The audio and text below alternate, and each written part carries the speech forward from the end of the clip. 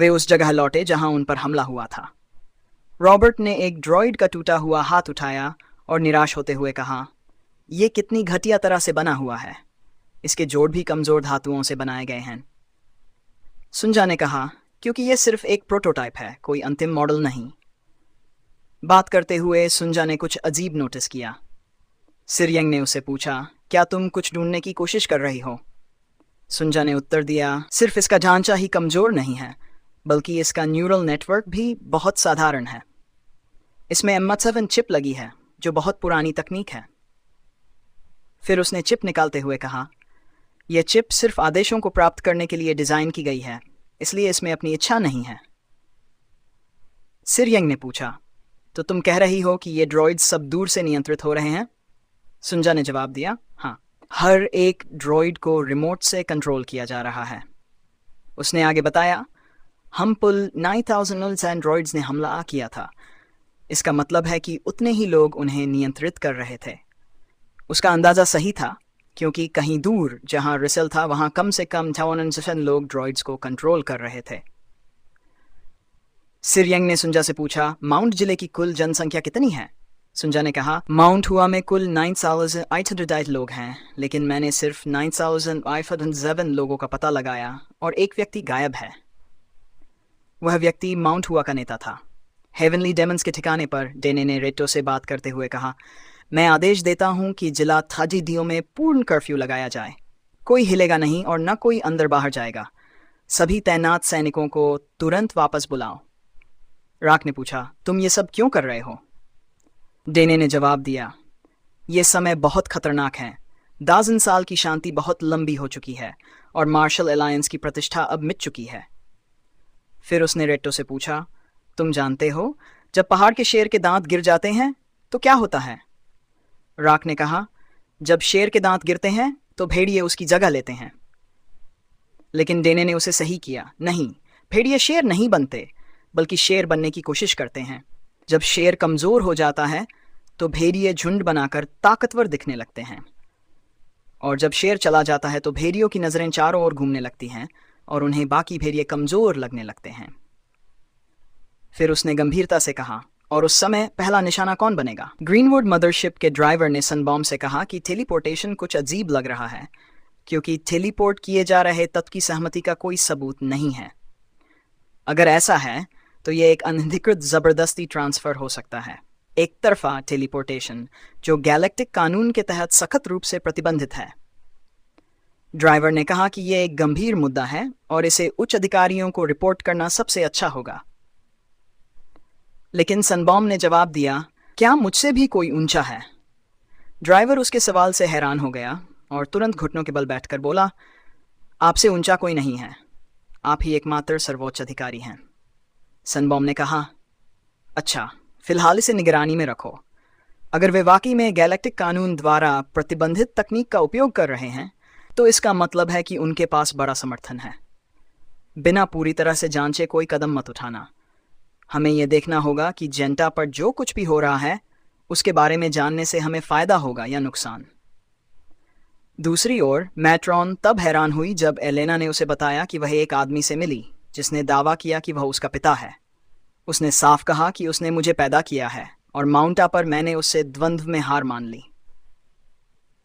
Matron उठकर खिड़की से बाहर देखने लगी और खुद से कहा, मैंने कभी सोचा भी नहीं था कि जिसने मेरी बेटी को हराया और अपने पिता होने का दावा किया वह अब माउंट हुआ में है।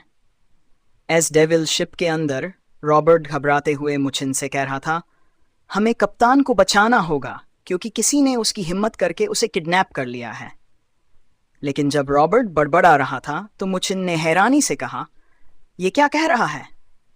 सन ने कहा, मुझे भी नहीं पता, वो बस गालियां दे रहा है और मुझे उसका अनुवाद करने का कोई मन नहीं।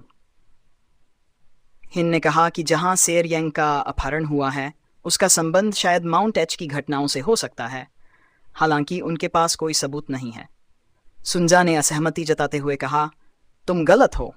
सबूत है कि अन्य लोग भी इसी तरह से ले जाए गए हैं, क्योंकि माउंटा ग्रह से गायब हुए लोगों का अनुभव भी वही था, बिना सहमति के टेलीपोर्टेशन, जो स्पष्ट रूप से एक तरफा टेलीपोर्टेशन है।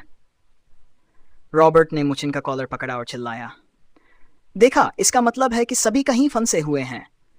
हम यहाँ बैठकर कुछ नहीं कर सकते, हमें जल्दी से कुछ करना होगा और उन्हें बचाना होगा। मुचिन ने सुंजा से पूछा, इसका दिमाग खराब हो गया है? सुंजा ने चलते हुए कहा, शायद रॉबर्ट को अपने सैन्य समय से पीटीएसडी है और वह जब तनाव में होता है तो अपने गुस्से पर काबू नहीं रख पाता। मुचिन ने शांति से रॉबर्ट से कहा, हाथ हटा लो। सुंजा ने बताया कि जब वह एक बार शुरू हो जाता है तो किसी की नहीं सुनता। लेकिन उसकी हैरानी की बात थी कि जब मुचिन ने दूसरी बार गंभीरता से कहा, मैंने कहा हाथ हटा लो, तो रॉबर्ट ने अपना हाथ हटा लिया। सुंजा सोचने लगी, मुचिन तो गुस्सा नियंत्रण प्रतियोगिता में जीत सकता है। कुछ मिनट बाद सन बता रही थी, अगर सेर यंग को एक तरफा टेलीपोर्टेशन का शिकार बनाया गया है तो उसकी दूरी सीमित होगी। लंबी दूरी की टेलीपोर्टेशन तकनीकी रूप से असंभव है, इसलिए इंटरप्लैनेटरी ट्रांसफर संभव नहीं है। इसका मतलब है कि या तो वह माउंटा पर ही है या फिर उन 2 चंद्रमाओं में से एक पर। मुचिन ने पूछा, तो वह कहाँ है? सन ने कहा, चूंकि माउंटा ग्रह पर जीवन के कोई संकेत नहीं हैं, सिवाय माउंटा सेक्ट लीडर के, हम इसे खारिज कर सकते हैं। अब सिर्फ वे 2 चंद्रमा बचे हैं, जेंटा और सेर्स, दोनों पर जीवन संकेत हैं, इसलिए सटीक स्थान का पता लगाना मुश्किल है। सोचने के बाद सन ने गोल्डन प्लैनेट सेर्स को चुना, यह सोचकर कि सेर-यंग को सोने का रंग पसंद है। लेकिन वह पूरी तरह से गलत थी, क्योंकि सेर-यंग वास्तव में जेंटा पर थी। सेर-यंग ने रैचल से उसकी पहचान पूछी, लेकिन जवाब देने के बजाय ड्रॉइड ने उसका विश्लेषण शुरू कर दिया। ड्रॉइड ने रैचल को बताया कि सेर-यंग में बाहरी 1.4G इंटरनल एनर्जी ड्राइव और 3.3Gs ultra high density internal energy drive लगे हुए हैं। उसका एकमात्र बाहरी हथियार उसकी कमर पर बंधी इलेक्ट्रॉनिक सॉफ्ट स्वॉर्ड है। रैचल ने निराश होकर कहा, तुम्हारे पास सिर्फ 3.3 गीगा इंटरनल एनर्जी ड्राइव है? एक पिछड़ी हुई बाउंटी हंटर जो कुछ ऐसा छिपा रही है जिसका वह उपयोग भी नहीं कर सकती। लेकिन सेर-यंग ने फिर कहा, तुम कौन हो? क्या तुम बहरे हो? इस बीच एक अज्ञात स्थान पर जहां हल्की रोशनी में एक पौधा था, एक आदमी उसके सामने खड़ा था। वह आदमी डे का मास्टर था। डे ने आदमी से कहा कि उसे एक मुद्दे पर बात करनी है। आदमी ने कहा, मुझे पता है जो मुद्दा तुम उठाना चाहते हो वह माउंट एच की घटनाओं से जुड़ा है और तुम्हें इसे हल करने का काम सौंपा गया है। आदमी ने फिर एक कहावत कही, जल्दबाजी में कदम मत उठाओ। जब तक कली पूरी तरह नहीं खिलती तब तक ये पता नहीं चलता कि यह पॉपुलर का पेड़ है या विलो का। उसने डे से कहा कि जब तक उन्हें पूरी तरह से पता नहीं चल जाता कि इसके पीछे कौन है, तब तक इंतजार करना होगा, तभी वे निर्णायक रूप से हमला कर सकते हैं। फिर उसने पूछा, क्या तुम्हें और कुछ कहना है या फिर तुम्हारे अंदर का बचपना और कुछ बाहर लाना चाहता है?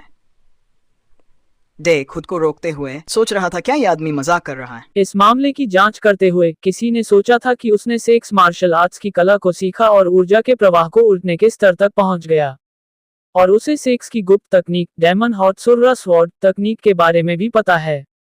उसने महारत की चरम सीमा तक पहुंच बना ली थी। लेकिन समस्या यह है कि यह व्यक्ति उनके संप्रदाय से नहीं जुड़ा हुआ है। पहले उस आदमी ने शांत मन से देन से कहा, मार डालो मुझे। लेकिन देन ने उससे कहा, तुम्हारा मतलब क्या है? उस आदमी ने क्रोध में आकर कहा, वो व्यक्ति एक असामान्य है, एक राक्षस। ठीक से कहें तो उसे ढूंढो और मार डालो। मारना जरूरी है, किसी भी कीमत पर उसे खत्म करना ही होगा। नए चैप्टर्स रिलीज होते ही मैं एपिसोड अपलोड कर दूंगा। नई सीरीज का लिंक डिस्क्रिप्शन में है।